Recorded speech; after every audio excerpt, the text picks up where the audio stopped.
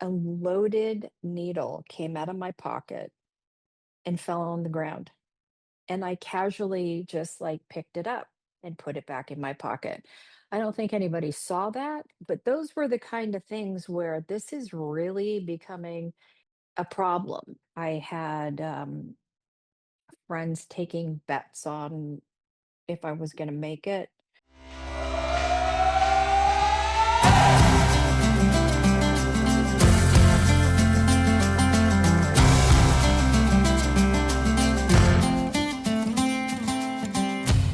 And we are here with my friend Kira. Kira, thank you for doing this. I appreciate it. Absolutely, my pleasure. Thank you, Stephanie. I love your setup. You have like a Buddha, I think, with its back to us. So it's sending good vibes. It's Exactly. guarding you with good vibes. That's right. Buddha sends out. I have another Ganesh over there and another arch facing the street. Nice, nice. So, okay. We've known each other for a bit, Hmm. for a while, and I feel like we have some similarities with our upbringing. Let's start. Can we start there? Can we start with like Absolutely. your tumultuous childhood? Oh my God. It's amazing how many of us can tap into our upbringing. And I just have to say that as a mother, I hope to God I don't, my child isn't going to grow up and go, oh my God, my mother did this to me. But anyway, my family, my dad was great. My mom was very tough on me, Asian, Filipino. Um, didn't express her feelings whatsoever. And my brother was the golden child. And my dad was everything to me. And he was a great dad for my brother and I. Unfortunately, he died when I was 18 and he was 44. Oh, wow. That What was hard. happened? Was it He sudden? had, yeah, he had an aneurysm. And the clincher for me and where my life took a different turn. My dad died. I was 18. Um, one night, just a little late, I came in the door, but it was locked. My mother had locked me out. And I just said, okay. And from that point on, I just did it on my own. I wasn't going to be beholden to my mother because I was never close to her. So you and I both share that on our own since 18 thing. But did you have warning? I mean, you came home. Did she say don't come No, home? I mean, I think wait, we're talking, I was not even that late. Half an hour? Um, she had been maybe a few times. I don't know, she's very cryptic. I um I don't know, I think a few times she may have said something. I never had that conversation with her. She was cryptic. I felt like I was Cinderella that had to do all these things, and I really didn't get uh, any kind of feeling what she had for me. I just always felt like she didn't care. Were So your parents, were they together when your dad died? they were together, but they were going to get a divorce. Oh, really? Yeah. Not from him that he wanted it.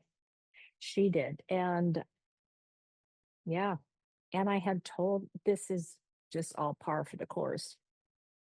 I told my dad I did not want to go with her and that if you make me go with her, I will track you down anywhere. And I believe that. There's conviction in a lot of the way I felt, which kind of has been a um, underlying force within my life for me just to make choices and follow through. That's really, let's call it survival. But yeah. So he died before they got divorced. Wow. Saved himself some heartache. Yeah. It was a death wish. I swear to God, after it happens, nowadays, if you have an aneurysm, there's a good chance that you'll recover from it within a period of 2 weeks, maybe three, but it happened again. And, this is a long time ago. So I wouldn't, when the doctor had mentioned to us if he were to recover, he would be a vegetable. So, I mean, at what point would you subconsciously, if that were to happen to me, I would just want out. It's okay. I'll go. So you're 18 when he dies, then your mom locks the door, locks you Yeah. out, and you're like, okay, fuck that. Where do you go? I went to a friend of mine's house. I went to a friend of mine's house and I thought about, okay, what am I going to do? And then within a week, somehow gets in touch with me. I don't know how, and says, I want the car back. So I go and I drop off the car. And then a week after that, somehow, and I is this selective thinking? I have no idea. She says, I want you to take everything out of your room. So I had to get a trailer and load up the furniture. Like, what the fuck am I going to do with my furniture? Were you But still in high school? no, I had graduated. Okay. So this is 18. This is so much like me. I really, really, I mean, I left at 18 too and It's moved out. crazy. Yeah, on your own. Yeah, I moved to LA. I know we talked My about mom that. was like, "See ya." I had graduated high school, so I'm a July birthday, so I graduated at 17, Me then too, turned 18. 18. Then I lived at home for like another 9 months or so, and then my mom was like, "You got to go. Figure it. I don't closing time. I don't Right. care where you go, but you can't stay here." And I was like, "Okay, I'm going to move to LA because my biological father lived in LA, so I had this fantasy of like, well, I'll move to LA and like I don't know what. I mean, Right. he didn't But see, recognize me when I had to track him down and he didn't know who I was. That's a whole other story, but I'm right. just saying, yeah, Yeah. my mom was like, "Bye." But that's what we share is there's this, we're gonna figure it out. And I'm grateful for that experience because I see that it doesn't happen so much these days with kids at 18. I don't I know. know, and some people think that maybe we're handicapping our kids by, you know, Yeah. and you and I have also talked about this, but and Yeah. maybe we are having an overreaction to how we were parented, but like a kind of part of me just doesn't care. Same, I'm like, I want but my kids to feel safe. I just don't want them to exactly. ever feel the way I felt. And if Right. that means that I have to Right. undercut I their right. ability to to Grow adult a up. little bit, Yeah. I don't know. Yeah. No, I totally get it. I mean, my daughter has lived in New York for the last 5 years. She's 28, but I talk to her all the time and she's like a little kid. I don't know if that's good or bad, but she's a, mama, daddy kind of girl, checks in. I never had that. Our No, same. son, I mean, same. It's crazy. So the thing is also that it's not like your mom doing that and you getting the I'll figure it out thing. It's not like it worked out that well. Cause No. God, no. that's the thing, right? If it worked out, if we were like, you No. know what, I'm better for it, it might Yeah. be different, but it didn't work out. Yeah. No, no, What no, no, no. happened? I was everything that I held in definitely as a kid that I couldn't express came out in um not really wanting, I just wanted to have fun, didn't care. Um I could do what I wanted and I came up to LA.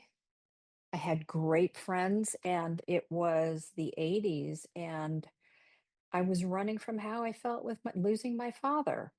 And I had a lot of great friends. It was crazy making days. Those were the 80s. And I just it was all about I had one of my best friends, we got an apartment in West Hollywood and we lived together and it was waiting tables and back then making a lot of money. I mean, the cost of living today is crazy making versus then, but we played. We didn't have phones like we have now. So everybody, it was just in the moment, chaotic, fun until it got a little out of control. So I'm assuming you're drinking. If you're anything Everything. like me, yeah, so cocaine. So what else did you get into? I know you got into some harder stuff later. Or was it Um, then? no, no, I got it. I think I first it was all about Quaaludes, cocaine, and alcohol, and then it progressed to heroin. And, first it was snorting, and then I got into heavy addiction with my boyfriend at the time. And then it became a little too much. So Um, can you talk to me about that a little bit? Like, okay, you're shooting heroin. Is there a part of you yeah. that's just like, oh my God, what am I doing? Like Oh, this I isn't mean, me. look, I mean, the way I thought about my partying, I mean, if I look back, it was glamorous for a long time. I mean, it would be Kira's dinner parties or my friends' dinner parties, and we would all cook together, and everybody would bring a bottle of wine. And after dinner, the drugs would come out, and then we go clubbing. Well, as that progresses, more things come into the picture, and then your road gets a little more narrow. And then it's periodic. Let's try heroin. My idea about heroin equals junkie was somebody that was homeless in the street. So for the first couple of years, if you were going to shoot it, you were that desperate person on the street. And I didn't want that. Then I become completely a daily user and But you're you just get, snorting it at this point. yeah. And then you want to maximize what you're using. So, how do you do that? I mean, smoking, so it has to start I start using needles, and it was everything that I did not wanna do. Um, and I don't know where you wanna go in this, but, my boyfriend at the time, he and I were spending a lot of money, and how do you do that? You pawn things, you get creative. I never did anything to hurt anyone. I hurt myself. And there are so many times where I thought like, who's going to see me do this? I'd be working and a, h- a loaded needle came out of my pocket and fell on the ground. And I casually just like picked it up and put it back in my pocket. I don't think anybody saw that, but those were the kind of things where this is really becoming an a problem. And again, people just knew where I was going. I had friends taking bets on if I was going to make it. I was, let's say, I wasn't, the whole story about rent and where that goes. I was in a little duplex, and these are the cycles my life would take. I stopped paying rent, and back then it was, I don't know, $375 a month. And they changed ownership. So nobody was taking any payment for like a year and a half. And when the new owners came in, they said, "How much were you paying?" I'm in my 20s. What am I, 23, 20, whatever? I lowballed it. I'm paying 325. And then eventually I'm not paying anything. And then I get a tap, tap, tap on my door, and it's police saying, "You have 30 minutes to pack up. You're being evicted." And my boyfriend and I are like, okay, so you just got to pack it and go. So there was a period of a week where we didn't know where we were going until we got another apartment. But, you know, that kind of stuff gets crazy.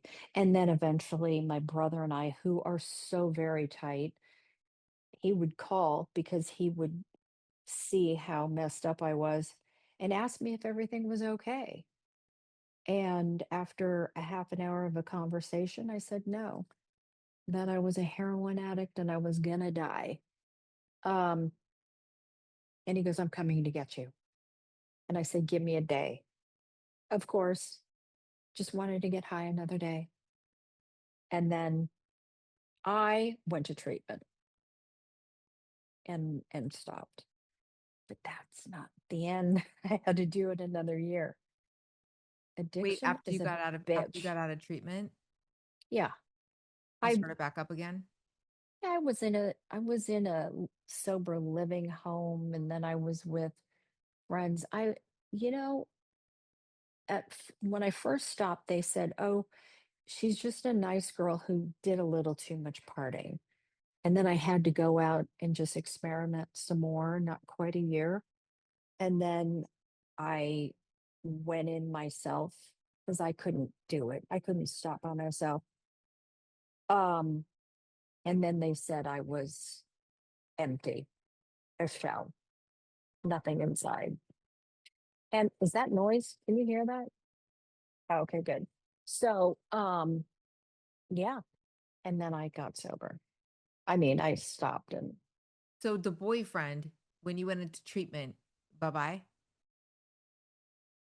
oh, yeah. I mean, it was over and he is, I periodically run into him and he has a very successful life and he's, he followed a path like me, family, married, children, doing what he loves. And, he's, he doesn't do anything like we did. I mean, we chose to be sober. But were we back together again? No. Okay, so you get sober, you go to treatment, you get out, you do it again, you keep going. Second time, you're just like, I'm sick and tired. I got to get help again. You go back to treatment. Yep. I just kind of checked myself in. And God, the disease is really crazy. It just is in your head. And the only way that what I needed was to just ask for help. And then after the second time, I was a mess. I was such a mess. Well, And yeah, let me ask you this. When you stopped doing heroin again, were you sober? So were you like, okay, I'm done with all substances, or were you like harm reduction? Like, well, I'm not doing heroin, but I can still no, drink. no, I couldn't because anything would lead me. I didn't want to be, oh God, this is where vanity comes in. I didn't want to be 30, approaching 30, and a heroin addict. So no, I was done. I was done. It's kind of to let go of the drugs. I stayed addicted because I didn't want to withdraw. And that cycle kept me getting high because it is so uncomfortable not having the drug. So I knew that anything, if I were mind altering, would lead me to where I didn't want to go. Excuse me, I wanted to be normal. I wanted to wake up like a normal person. I don't feel like what is normal? I don't know. I like my personality, I like who I am, but I did not want, I guess I wanted a community where I could feel a part of and be me. So any other drug. I smoke cigarettes. So then you meet your husband. He's sober, right? Hmm. He's sober. And then things are fine for a long time. For how long? Yeah. Let's see. I was friends with him. I met him when I was 3 years sober and got married. I had to have had, I mean, we were together like uh 19 years when I decided, well, it wasn't a decision. I had back spasms, so I took muscle relaxers, prescribed. And there's that prescribed dangerous word. I liked the way it felt. And so I ended up, after a while, taking them when I didn't need to. So that crazy just came right back. It didn't trigger me to do drinking and, heroin or painkillers. It just kind of took the edge off, which I enjoyed. But from having so many years sober, it was the monkey on my back. I was screwed no matter what, I but it feel took a like while. anytime, yesterday, in fact, yesterday, it was only yesterday. So yesterday I had a really bad migraine. I woke up with it in the morning and it was like old school. I used to get migraines really bad. And I also used to get migraines a lot when I was hungover. So now when I get a migraine, it's um they're usually less than like bad hangover. But this one I felt really hungover. I was nauseous, I was puking, and I swear to God I Oh, was like, God, I wish I could just take like a Vicodin yeah. or something. Even Yeah. though in my mind I'm like, well, I don't know where I would get one right now. Like I mean, Exactly. I have migraine medication that is like not narcotic. It is not fun in any way, shape, Right. or form. It just takes the migraine away. But I was like, God, is there anything that any but then I was like, the energy it would take to go and find Oh, yeah. something stronger, even though I want it so bad right now. And then I know that I'd be like, well, God, that was really good. I wonder when I could take that again. Our addict Oh, brains are so completely. bad. And it's not that my brain thinks, oh, I'm gonna continue this high. I mean, it's innocent at first, but then it your inhibitions come down and it felt good. And wow, can I do a little more? And then it starts being intrusive and ugly and then you have to chase it. I don't want that. I it's kind of like you have a taste of life and everything that you want and all the experience we get to have and the friendships and the camaraderie and just living. And then if you tap into that, for me, that old habit and thinking, I'm fucked. I mean, I don't want to think like that. I want to enjoy, what I have. The scary thing is when, addiction takes over, you start just letting go of, for me, it's just like I didn't have anything at the end of the day. It was awful. I don't want that again.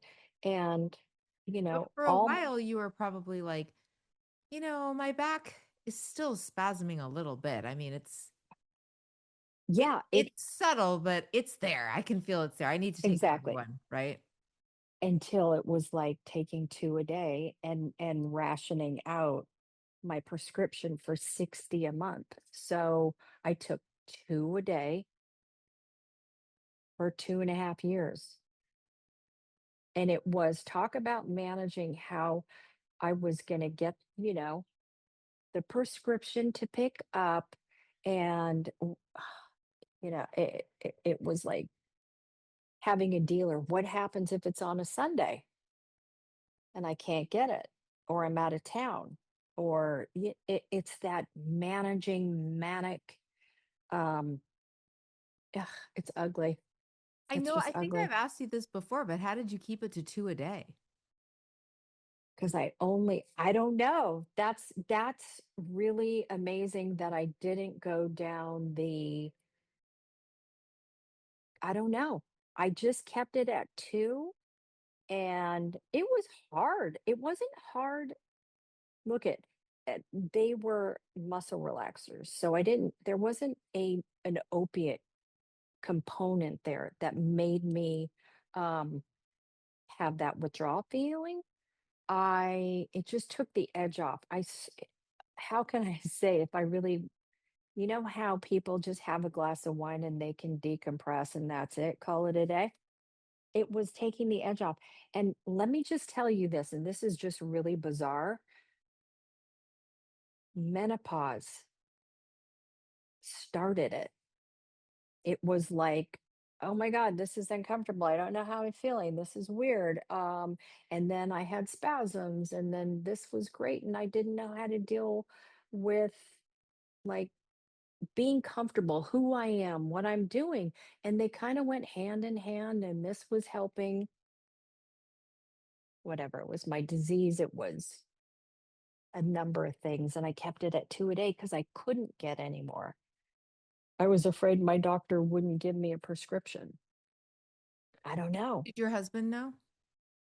He knew at the beginning because it was helping me because they were debilitating. I mean, there's a reason why you get not a painkiller, Muscle what relax. yeah, for those spasms can be painful. Um, and he knew it at first. He didn't know that I kept on refilling when I got to the point. Say it had been I don't know, 7 months, 9 months, and then I started getting them all the time. He's the one that found out my behavior changed. I was just sleeping too long. Everything shifted.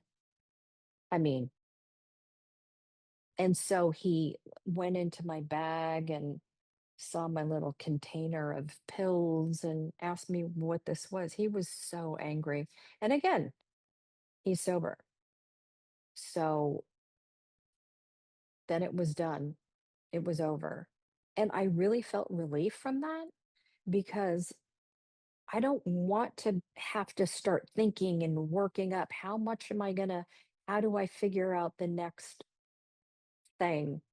So I was happy to stop. I had no withdrawal, but it's in the head.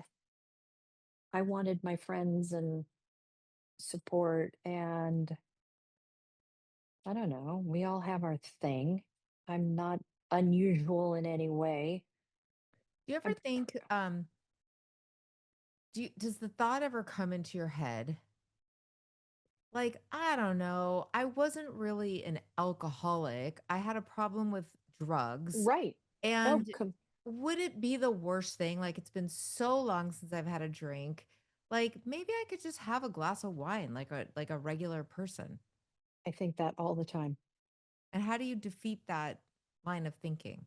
Um, One, I'll be with my daughter and we'll be at a restaurant and it's $20 a glass of wine and she has 3. And you're looking at the bill like, okay, can't do that anymore. No. What makes me the unknown?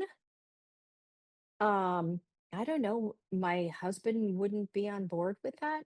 Um, I like my life the way it's not worth it. I don't need it to feel good. I don't need it to feel a part of. Um, I don't need it for people to like me. I'm really comfortable with who I am. So it sounds great once in a while, whatever. I think about it. And alcohol was not like I hated the spins. See, here's my thing.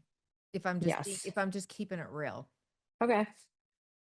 I have been sober for, a long time now. Next month it'll be 17 years. So I'm perfectly comfortable in my skin as well.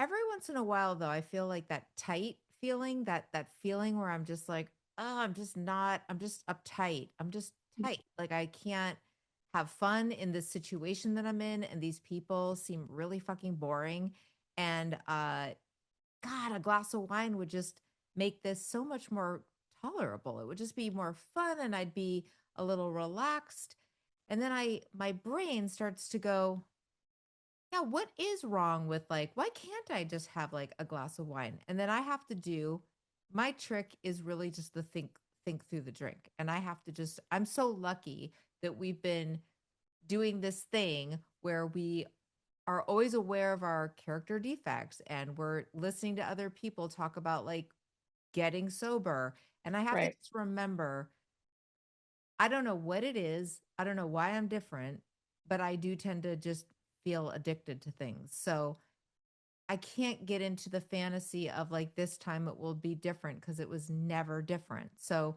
I just know that I have to override the glorification, the thought that like, oh, this could momentarily make me feel better. And then I have to go, it's Oh, never gonna yeah. stay at just one glass of wine. It Right. never will, it never did, is not Right. going to. And because I don't think of it in terms of well, I'm gonna get drunk because I never wanted to get drunk. I hated it too. I don't like the spins. I hate hangovers. My thing was Right. always like, I'm gonna have 2 glasses of wine and I'm gonna feel a little bit relaxed and like more comfortable. And but I just have to go, I'm just not that girl that Right. can have a glass of wine. I'll want more. Right. Even and if I don't have more, I'll think about having more. I'll wish I could have one more. I'll be sad that I can't have two and then I'll obsess about it a little bit. And then the next time I go out Right. with my Exactly. daughter, I'll come up with an excuse and I'll be like, well, it's so fun. My daughter's 21. Like, I want to have that experience of like having a glass of wine with my daughter. It'll always be a thing where I go, but I'm Oh, celebrating, but it's my husband's birthday, but right. I'll just do it. Right. And then eventually it will be every single day. I'll be having a couple glasses of wine, like you are having 2 muscle relaxants a day. Right.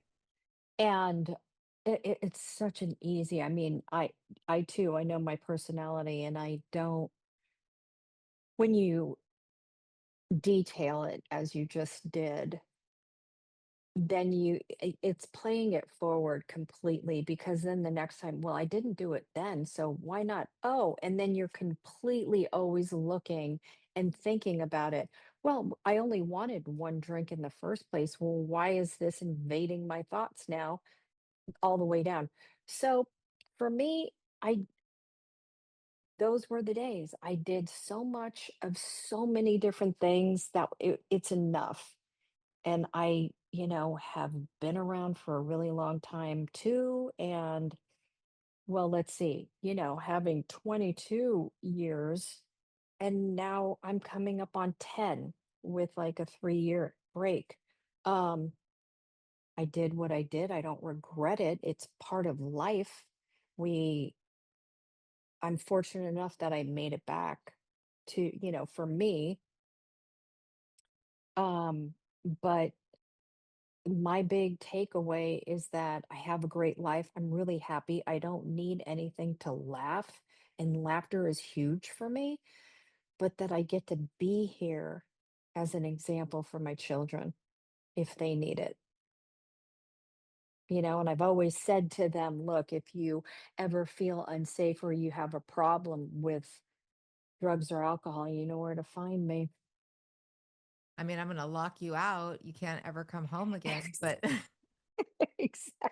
You know, I could never do that to my kids. I could never do that. Maybe that's, I don't, it's such a, I don't know, but you're right. I feel the same about, am I an enabler? I don't know. I don't want to think about like, I love my children. But if that were to happen to me, the same thing, but with drugs and alcohol, that'd be something that I'd really have to deal with. But as far as I think nowadays, our generation really wants our children around if we can. Um, I definitely want to have. I lost my father at 18. Wish I think about him every day. And then, yeah, my mom's no longer with us, but as a parent, I want my kids to know who I am. Did you ever have closure with your mom? Yes, my mom actually paid for one of my rehabs.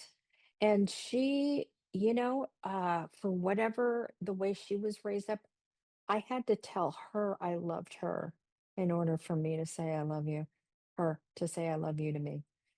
She never said it.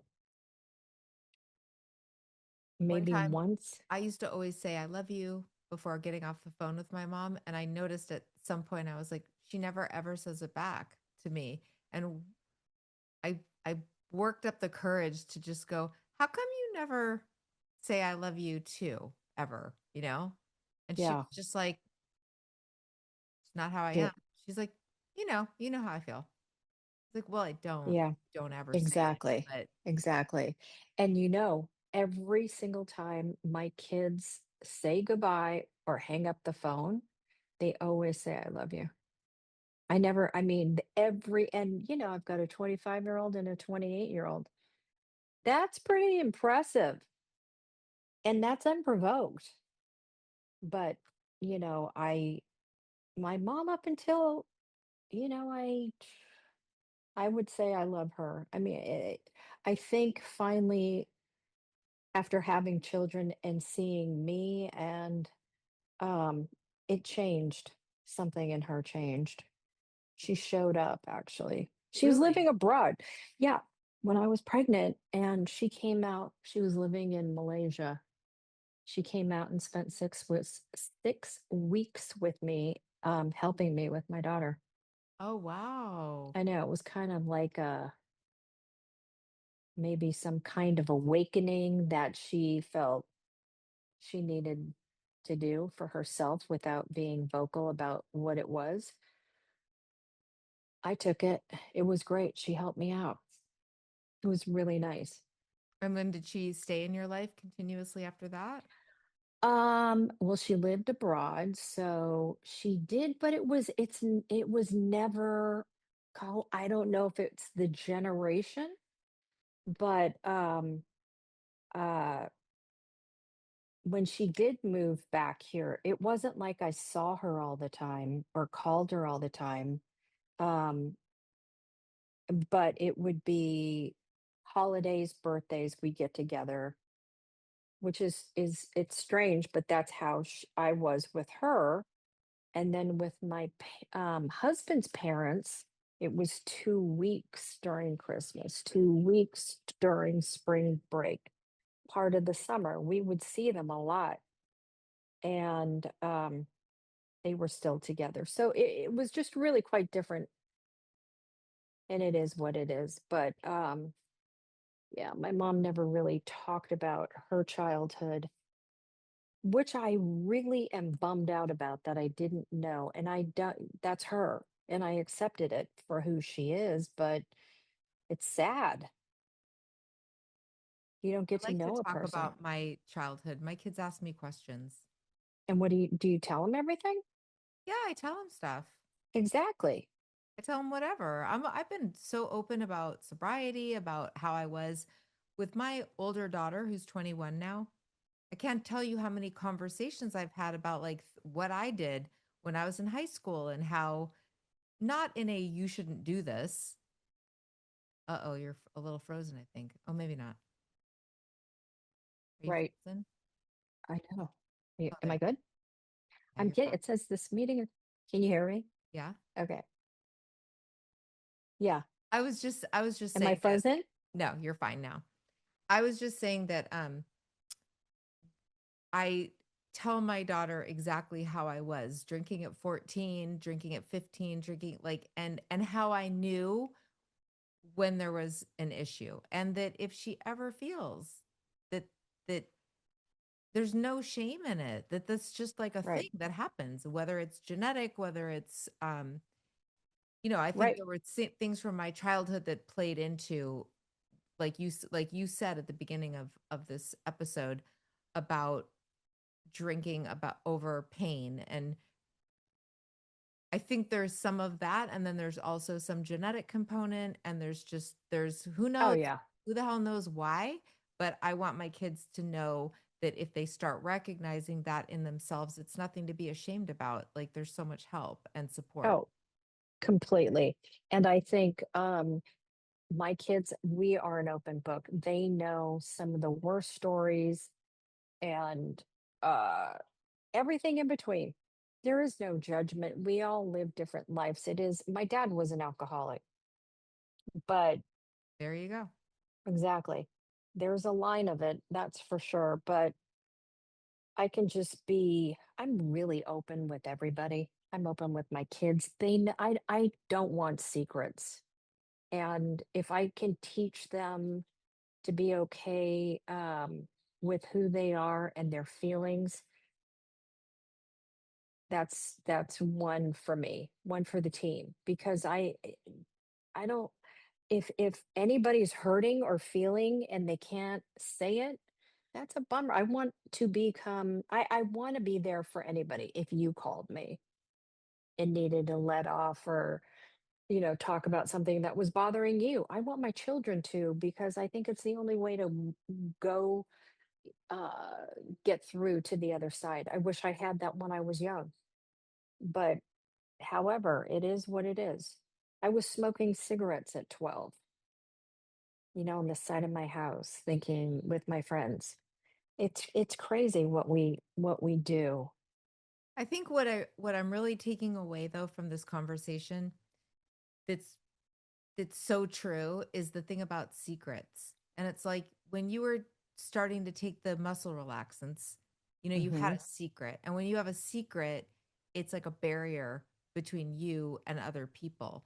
And I think if I started to go, I'm going to have a glass of wine. I'm just going to have one glass of wine. Be a big secret. Cause you get serious about getting sober and you're sober and then you're not sober. You can't just suddenly be a person who's not sober anymore, right? Right. You can't just be like, I drink now. Exactly. Cool. Right? There's going to be some people that are going to have some issues with that. So Yep. I would then, if I did that, it would be a secret. Yep. Or if I took a Vicodin, it would be a secret. And then I'd have to start keeping a secret. And then it would be a thing that I have that's Oh, it's terrible. not That okay. going down. Yeah. It's awful. And then, but that makes the difference between the way you and I drink versus a normal person. I mean, I can't, if I say I'm going to have a drink, then I mean, I can forecast what's going to happen and then it's all gone. And then either I decide to stop again and maybe come back and get a life or not, because we've Right. gone down this road. I've gone down this road already. Right. So I just, that secret is, oh, it's the worst. So no secrets. None. That's what we're saying. That is what we're saying. Kira, it's been so lovely to catch up with Thank you. you. Thank you, And I so Stephanie. appreciate your time. And I'll see you probably in the next like few days or so. Yes, you will. Thank you. Okay. Bye, everybody. See you Bye. next week. Life is good, life is good, yeah. Life is good.